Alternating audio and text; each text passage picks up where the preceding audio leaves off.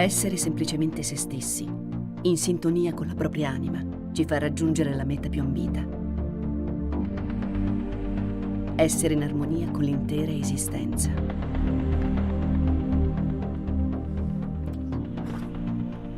Rimarrò da solo con me stesso e questa è la cosa che mi spaventa di più. Sapendo di dover affrontare questa prova, ho vissuto emozioni molto contrastanti e anche molto intense. Mi ricordo una notte mi sono svegliato tantissime volte per paura di questa prova che dovevo appunto affrontare, perché quando per tutta una vita sei abituato a scappare da te stesso e poi ti ritrovi chiuso in una stanza buia e quindi sei costretto a rimanere solo con te, quello che succederà lo scoprirò solo forse alla fine di questa esperienza. Facciamo così tanta fatica a rimanere da soli con noi stessi e forse tutta la frenesia che io metto nella mia vita è proprio per evitare di rimanere solo in una stanza. Non si potrà fuggire, quindi dovrò affrontare Jacopo, dovrò conoscerlo meglio, sentire le sue paure e non fuggire come ho fatto in tutti questi anni.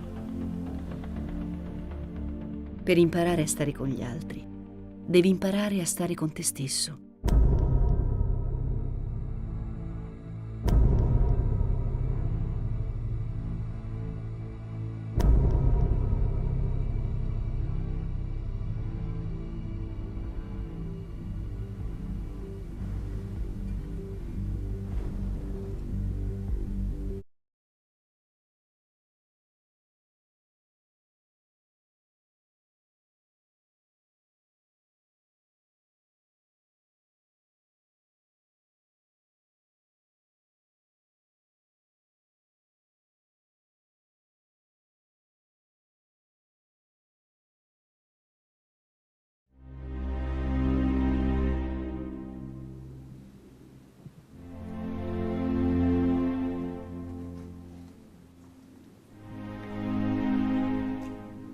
La solitudine ti insegna ad amare.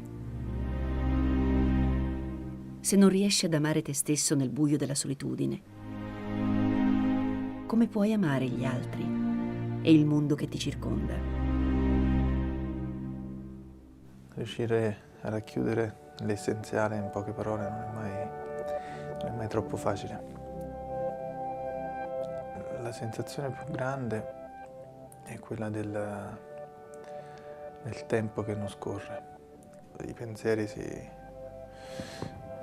mi riempivano la testa, le sensazioni del corpo mi davano altri segnali, le varie emozioni tra paura e altre emozioni abbastanza negative nella fase iniziale, e più provavo ad ascoltare ogni voce, più sentivo che il tempo rallentava e faceva una sorta di resistenza tra me e lo scorrere del tempo.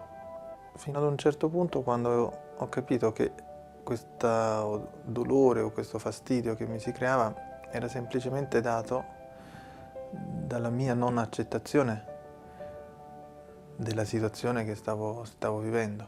Mi creava un fastidio, una dissonanza. Quindi a un certo punto ho cercato di lasciare andare sempre di più, di vivere in modo distaccato e di mettermi ad osservare quello che stava succedendo.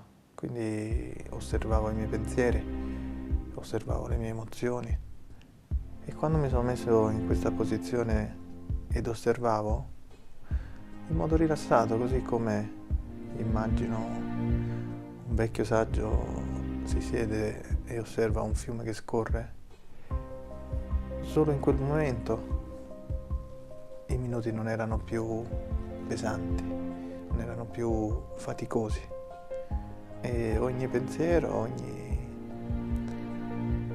situazione, ogni emozione che arrivava era un'emozione nuova da ascoltare, da sentire. Da lì è stato anche bello capire intensamente che alla fine noi non siamo i nostri pensieri, che sicuramente siamo qualche cos'altro, perché i nostri pensieri li possiamo controllare ed ascoltare. E quindi la domanda che spesso ti fai è: ma chi è che ascolta? Chi è l'ascoltatore? A quel punto stare 2 ore, 3 ore, 4 ore, 10 ore fermo senza fare niente può diventare un viaggio interessante, quasi entusiasmante.